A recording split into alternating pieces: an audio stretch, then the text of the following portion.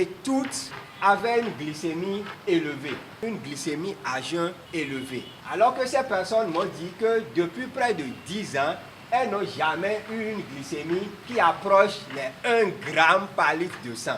Et donc, elles ne savaient pas d'où est venue cette hyperglycémie subite. 1,1, 1,2, 0,99, alors qu'elles étaient tout autour de 0,7, 0,8 ou 0,9 au maximum. J'ai dit non.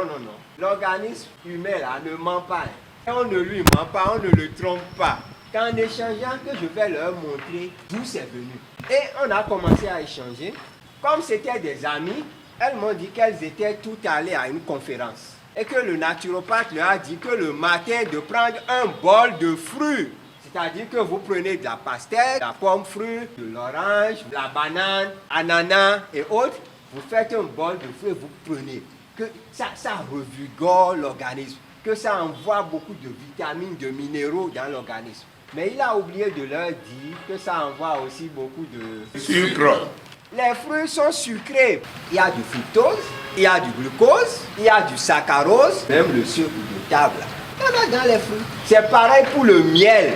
Les gens disent le miel est naturel. Comme c'est naturel là, on veut prendre la bouillie, on met dedans. Et comme le miel ne sucre pas autant que le sucre ajouté, on en met plus. En croyant que comme c'est naturel, que le sucre là ne va pas nous faire du mal. Beaucoup de personnes sont devenues diabétiques en abusant du miel. Beaucoup de personnes sont devenues diabétiques en prenant beaucoup de fruits. Je vous ai dit, il y a l'un des plus grands professeurs nutritionnistes qui a pour spécialité de travailler sur les fruits, le professeur Lynch. Il a dit, plus en travaillant sur les fruits, je rends compte qu'on devrait en prendre peu. Surtout les fruits d'aujourd'hui. Il faut toujours contextualiser. Il faut toujours préciser que les fruits d'aujourd'hui sont des fruits bourrés de sucre. Ils apportent très peu de vitamines, très peu de minéraux, très peu d'enzymes, mais sont bourrés de sucre.